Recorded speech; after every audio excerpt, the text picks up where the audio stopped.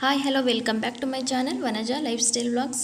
ಇವತ್ತಿನ ವಿಡಿಯೋದಲ್ಲಿ ಕೂದಲು ದಟ್ಟವಾಗಿ ಆರೋಗ್ಯವಾಗಿ ಬೆಳೆಯುವುದಕ್ಕೆ ಒಂದು ಹೇರ್ ಆಯಿಲ್ನ ತಿಳಿಸ್ಕೊಡ್ತೀನಿ. ಈ ಒಂದು ಹೇರ್ ಆಯಿಲ್ನ ನಮ್ಮ ಕೂದಲಿಗೆ ಬಳಸೋದ್ರಿಂದ ಕೂದಲು ದಟ್ಟವಾಗಿ ತಿಕ್ಕಾಗಿ ಉದ್ದವಾಗಿ ಬೆಳೆಯುತ್ತೆ. ಕೂದಲಿಗೆ ಬೇಕಾಗಿರುವ ಪೋಷಕಾಂಶಗಳನ್ನು ಈ ಹೇರ್ ಆಯಿಲ್ನಲ್ಲಿ ಒದಗಿಸುತ್ತದೆ. ಕೂದಲಿನ ಬುಡದಲ್ಲಿ ಪೋಷಕಾಂಶಗಳ ಕೊರತೆ ಉಂಟಾದಾಗ ತುಂಬ ಹೇರ್ ಫಾಲ್ ಆಗ್ತಾ ಇರುತ್ತೆ. ಕೂದಲ ಸ್ಟ್ರೆಂತ್ ಕೂಡ ಕಡಿಮೆ ಆಗ್ತಾ ಬರುತ್ತೆ. ನಾವು ಕೂದಲು ಬೆಳವಣಿಗೆಗೆ ಅಗತ್ಯವಾದಂತಹ ಪೋಷಕಾಂಶಗಳನ್ನು ಒದಗಿಸಿದರೆ ಮಾತ್ರ ಹೇರ್ ಫಾಲ್ ಬೇಗ ಕಡಿಮೆ ಆಗುತ್ತೆ, ಹಾಗೆ ಕೂದಲು ದಟ್ಟವಾಗಿ ಉದ್ದವಾಗಿ ಬೆಳೆಯುತ್ತೆ. ಈ ಒಂದು ಹೇರ್ ಆಯಿಲ್ಗೆ ಮುಖ್ಯವಾಗಿ ಬೇಕಾಗಿರುವುದು ಕರಿಬೇವು ಸೊಪ್ಪು ಮತ್ತು ಮೆಂತ್ಯಕಾಳು. ಕರಿಬೇವಿನ ಸೊಪ್ಪಲ್ಲಿ ರಿಚ್ ಆಗಿರುವಂತಹ ಐರನ್ ಅಂಶ ಇದೆ. ಇದು ಸ್ಕ್ಯಾಲ್ಪಲ್ಸ್ನಲ್ಲಿರುವಂತಹ ರಕ್ತನಾಳಗಳಲ್ಲಿ ಬ್ಲಡ್ ಸರ್ಕ್ಯುಲೇಷನನ್ನು ಇಂಪ್ರೂವ್ ಮಾಡೋದಕ್ಕೆ ತುಂಬಾ ಸಹಕಾರಿಯಾಗುತ್ತೆ. ಜೊತೆಗೆ ಹೇರ್ ಗ್ರೋತ್ ಕೂಡ ಜಾಸ್ತಿ ಆಗುತ್ತೆ. ಈ ಕರಿಬೇವು ಸೊಪ್ಪಲ್ಲಿ ವಿಟಮಿನ್ ಸಿ, ಬಿ ಅಂಶ ಇದೆ, ಪ್ರೋಟೀನ್ಸ್, ಆಂಟಿ ಆಕ್ಸಿಡೆಂಟ್ ಇದೆ. ಈ ಎಲ್ಲ ಅಂಶಗಳು ಹೇರ್ ಫಾಲ್ನ ತಡೆಯುತ್ತದೆ. ಕೂದಲು ದಪ್ಪವಾಗಿ ಉದ್ದವಾಗಿ ಸ್ಟ್ರೆಂತ್ ಆಗಿ ಇರೋದಕ್ಕೆ ಸಹಾಯ ಮಾಡುತ್ತದೆ. ನಾನು ಈಗ ಒಂದು ಬೌಲಲ್ಲಿ ಕರಿಬೇವಿನ ಸೊಪ್ಪು ತೊಗೊಂಡಿದ್ದೀನಿ, ಹಾಗೆ ಒಂದು 2 ಸ್ಪೂನಷ್ಟು ಮೆಂತ್ಯಕಾಳು ತೊಗೊಂಡಿದ್ದೀನಿ. ಮೆಂತ್ಯಕಾಳು ಎಲ್ಲರಿಗೂ ಗೊತ್ತೇ ಇರುತ್ತೆ. ಮೆಂತ್ಯಕಾಳಲ್ಲಿ ರಿಚ್ ಆಗಿರುವಂತಹ ಐರನ್, ಪ್ರೋಟೀನ್ಸ್, ಹಲವಾರು ರೀತಿಯ ಎಸೆನ್ಷಿಯಲ್ ನ್ಯೂಟ್ರಿಯೆಂಟ್ಸ್ ಇರುತ್ತೆ. ಈ ಮೆಂತ್ಯಕಾಳು ಕೂದಲು ಬುಡನ ಗಟ್ಟಿಯಾಗಿರೋದಕ್ಕೆ ಹೆಲ್ಪ್ ಮಾಡುತ್ತೆ, ಹಾಗೆ ಡ್ಯಾಂಡ್ರಫ್ ಇನ್ಫೆಕ್ಷನ್ನ ತಡೆಯುತ್ತೆ. ಇವಾಗ ಈ ಮೆಂತ್ಯಕಾಳನ್ನು ಫ್ರೈ ಮಾಡ್ಕೊಳ್ಳೋಣ. ಲೋ ಫ್ಲೇಮಲ್ಲಿ ಇಟ್ಕೊಳ್ಳಿ, ಹೈ ಫ್ಲೇಮಲ್ಲಿ ಇಡೋದಕ್ಕೆ ಹೋಗಬೇಡಿ. ತುಂಬ ರೋಸ್ಟ್ ಮಾಡಬಾರ್ದು, ಒಂದು ಮೀಡಿಯಮ್ ಆಗಿ ರೋಸ್ಟ್ ಮಾಡ್ಕೋಬೇಕು. ಇವಾಗ ನಾವು ತಗೊಂಡಿರೋ ಪದಾರ್ಥಗಳಲ್ಲಿ ಉತ್ತಮವಾಗಿರುವಂತಹ ಔಷಧಿ ಗುಣಗಳಿರುವುದರಿಂದ ನಿಮ್ಮ ಕೂದಲು ಆರೋಗ್ಯವಾಗಿರುತ್ತದೆ. ನೋಡಿ, ಈ ರೀತಿ ಲೋ ಫ್ಲೇಮ್ ಇಟ್ಕೊಂಡು ನೀವು ಮೆಂತ್ಯಕಾಳನ್ನ ರೋಸ್ಟ್ ಮಾಡ್ಕೊಬೇಕು. ತುಂಬ ರೋಸ್ಟ್ ಮಾಡೋದಕ್ಕೆ ಹೋಗಬೇಡಿ, ಬ್ಲಾಕ್ ಆಗಿಬಿಡುತ್ತೆ. ಸ್ವಲ್ಪ ಮೀಡಿಯಮ್ ಆಗಿ ಸ್ವಲ್ಪ ಕಲರ್ ಚೇಂಜ್ ಆಗೋವರೆಗೂ ಮಾತ್ರ ರೋಸ್ಟ್ ಮಾಡ್ಕೊಳ್ಳಿ. ನೀವು ಕೂಡ ನಿಮ್ಮ ಮನೇಲಿ ಈ ರೀತಿ ಟ್ರೈ ಮಾಡಿ ಹೇರ್ ಆಯಿಲ್ನ. ನಿಮ್ಮ ಹೇರ್ ದಪ್ಪವಾಗಿ ಉದ್ದವಾಗಿ ಇರುತ್ತೆ. ಹಾಗೆ ಈ ವಿಡಿಯೋ ಯಾರೆಲ್ಲ ನೋಡ್ತಾ ಇದ್ದೀರೋ ಅವರು ತಪ್ಪದೇ ಸಬ್ಸ್ಕ್ರೈಬ್ ಮಾಡ್ಕೊಳ್ಳಿ. ಪಕ್ಕದಲ್ಲಿರುವ ಬೆಲ್ ಐಕನ್ ಕ್ಲಿಕ್ ಮಾಡಿ, ಆಲ್ ಅನ್ನೋ ಆಪ್ಷನ್ ಕ್ಲಿಕ್ ಮಾಡಿ. ನಾನು ಹಾಕೋ ವೀಡಿಯೋಸ್ ಎಲ್ಲ ನಿಮಗೆ ನೋಟಿಫಿಕೇಷನ್ ಬರುತ್ತೆ, ಆಗ ನೀವೇ ಫಸ್ಟ್ ವಿಡಿಯೋ ನೋಡಬಹುದು. ನಿಮಗೆ ಈ ರೀತಿ ವೀಡಿಯೋಸ್ ತುಂಬ ಬೇಕು ಅಂತ ಅನಿಸಿದ್ರೆ ನನಗೆ ಕಮೆಂಟಲ್ಲಿ ತಿಳಿಸಿ, ನಾನು ಮುಂದೆ ವೀಡಿಯೋಸ್ ನಿಮಗೆ ಅಪ್ಲೋಡ್ ಮಾಡ್ತೀನಿ, ಆಗ ನಿಮಗೆ ಯೂಸ್ ಆಗುತ್ತೆ. ನೋಡಿ, ಈಗ ಮೆಂತ್ಯಕಾಳನ್ನೆಲ್ಲ ರೋಸ್ಟ್ ಮಾಡಿದ್ದಾಗಿದೆ. ಈಗ ಇದ್ರ ಜೊತೆಗೆ ಕರಿಬೇವು ಸೊಪ್ಪನ್ನು ಚೆನ್ನಾಗಿ ಗರಿಗರಿಯಾಗಿ ಆಗೋವರೆಗೂ ರೋಸ್ಟ್ ಮಾಡ್ಕೊಳ್ಳೋಣ. ಆದಷ್ಟು ಮೀಡಿಯಮ್ ಫ್ಲೇಮ್ ಇಟ್ಕೊಳ್ಳಿ, ಇಲ್ಲ ಲೋ ಫ್ಲೇಮ್ ಇಟ್ಕೊಳ್ಳಿ. ಹೈ ಫ್ಲೇಮ್ ಇಡೋದಕ್ಕೆ ಹೋಗಬೇಡಿ. ಈ ರೀತಿ ಕಲಿಸ್ತಾ ಇರಬೇಕು. ನೋಡಿ, ಈಗ ಗರಿಗರಿಯಾಗಿ ರೋಸ್ಟ್ ಆಗಿದೆ.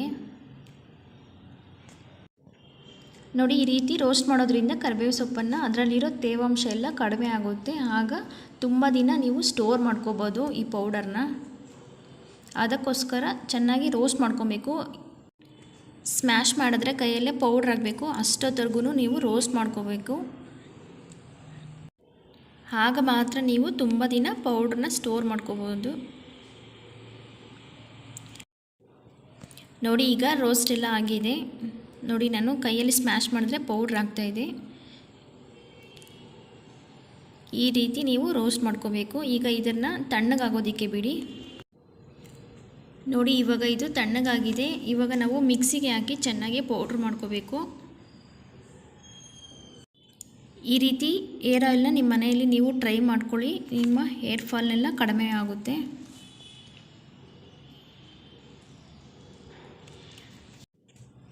ನೋಡಿ, ಇವಾಗ ಮಿಕ್ಸಿಗೆ ಹಾಕ್ಕೊಂಡು ನಾನು ಪೌಡರ್ ಮಾಡ್ಕೊಂಡಿದ್ದೀನಿ. ನೋಡಿ, ಕಾಣ್ತಿದೆಯಲ್ಲ, ಈ ರೀತಿ ಪೌಡರ್ ತುಂಬ ನೈಸಾಗೂ ಪೌಡರ್ ಮಾಡ್ಕೊಬಾರ್ದು, ಹಾಗೆ ತುಂಬ ಗರಿಗರಿಯಾಗೂ ಪೌಡರ್ ಮಾಡ್ಕೊಬಾರ್ದು. ಈ ರೀತಿ ಪೌಡರ್ ಮಾಡಿಕೊಂಡು ನೀವು ಸ್ಟೋರ್ ಮಾಡ್ಕೋಬೇಕು. ನೋಡಿ, ನಾನೀಗ ಇದು 1 ಮಂತ್ಗೆ ಆಗೋಷ್ಟು ಪೌಡರ್ ಮಾಡ್ಕೊಂಡಿದ್ದೀನಿ. ನಿಮಗೆ ತುಂಬ ಒಂದು 2 ಮಂತ್ಸ್ 3 ಮಂತ್ಸ್ಗೆ ಬೇಕು ಅಂತಂದರೆ ಸ್ವಲ್ಪ ಕ್ವಾಂಟಿಟಿ ಜಾಸ್ತಿ ತಗೊಳ್ಳಿ.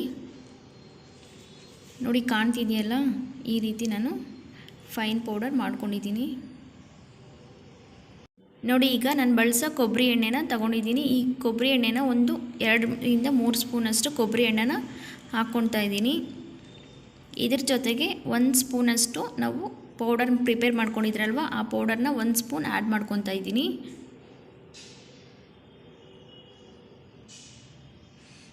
ನೋಡಿ, ಈ ರೀತಿ ನಾನು 1 ಟೈಮ್ಗೆ ಆಗೋಷ್ಟು ಈಗ ತಗೊಂಡಿದ್ದೀನಿ ಆಯಿಲು ಮತ್ತು ಪೌಡರ್ನ. ಈ ಆಯಿಲಲ್ಲಿ ಪೌಡರ್ನ ಚೆನ್ನಾಗಿ ಮಿಕ್ಸ್ ಮಾಡ್ಕೊಳ್ತಾ ಇದ್ದೀನಿ. ಈ ರೀತಿ ಚೆನ್ನಾಗಿ ಮಿಕ್ಸ್ ಮಾಡ್ಕೊಬೇಕು, ಇಲ್ಲಾಂದರೆ ಆ ಪೌಡರ್ ಎಲ್ಲ ಉಂಡೆ ಉಂಡೆ ಥರ ಹಾಗೆ ಇದ್ಬಿಡುತ್ತೆ. ನೋಡಿ ಈಗ ಕಾಣ್ತಿದೆಯಲ್ಲ, ಈ ರೀತಿ ನೀವು ಮಿಕ್ಸ್ ಮಾಡ್ಕೊಬೇಕು. ನೋಡಿ ಈಗ ಈ ರೀತಿ ಕಲಸಿದ್ದೆಲ್ಲ ಆದಮೇಲೆ ಸ್ವಲ್ಪ ಉಗುರು ಬೆಚ್ಚಗೆ ಎಣ್ಣೆನ ಬಿಸಿ ಮಾಡ್ಕೋಬೇಕು. ತುಂಬ ಬಿಸಿ ಮಾಡೋದಕ್ಕೆ ಹೋಗಬೇಡಿ, ಲೋ ಫ್ಲೇಮಲ್ಲಿ ಇಟ್ಕೊಂಡು ಈ ರೀತಿ ಉಗುರು ಬೆಚ್ಚಗೆ ಬಿಸಿ ಮಾಡಿಕೊಂಡು ಈಗ ಸ್ಟವ್ ಆಫ್ ಮಾಡಿ ಇದನ್ನು ಸ್ವಲ್ಪ ತಣ್ಣಗಾಗೋದಕ್ಕೆ ಬಿಡ್ತೀನಿ. ಅಷ್ಟೊತ್ತಿಗೆ ಪೌಡರ್ನ ನಾವು ಪ್ರಿಪೇರ್ ಮಾಡಿದ್ರಲ್ವ, ಇದನ್ನು ಒಂದು ಏರ್ ಟೈಟ್ ಕಂಟೈನರ್ ಒಂದು ಡಬ್ಬಿಗೆ ಹಾಕಿಡ್ತಾ ಇದ್ದೀನಿ. ತುಂಬ ದಿನ ಇರುತ್ತೆ. ನಾನು 1 ಮಂತ್ಗೆ ಪ್ರಿಪೇರ್ ಮಾಡ್ಕೊಂಡಿದ್ದೀನಿ.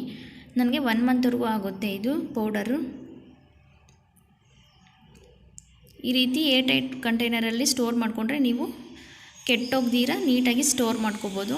ಈಗ ತಣ್ಣಗಾಗಿರೋ ಹೇರ್ ಆಯಿಲ್ನ ಒಂದು ಡಬ್ಬಿಯಲ್ಲಿ ಫಿಲ್ಟರ್ ಮಾಡಿಕೊಂಡು ಸ್ಟೋರ್ ಮಾಡ್ಕೋಬೋದು. ನೋಡಿ ಈ ರೀತಿ ಒಂದು ಡಬ್ಬಿಗೆ ಹಾಕಿಡೋದ್ರಿಂದ 1 ಮಂತ್ ಆದ್ರೂ ಏನೂ ಕೆಡದೇ ಇರುತ್ತೆ. ಪೌಡರು ಅಷ್ಟೇ, ಆಯಿಲು ಅಷ್ಟೇ. ನೋಡಿದ್ರಲ್ಲ ಫ್ರೆಂಡ್ಸ್, ಮನೆಯಲ್ಲಿ ಹೇಗೆ ಹೇರ್ ಆಯಿಲ್ನ ಪ್ರಿಪೇರ್ ಮಾಡ್ಕೊಳ್ಳೋದು ಅಂತ.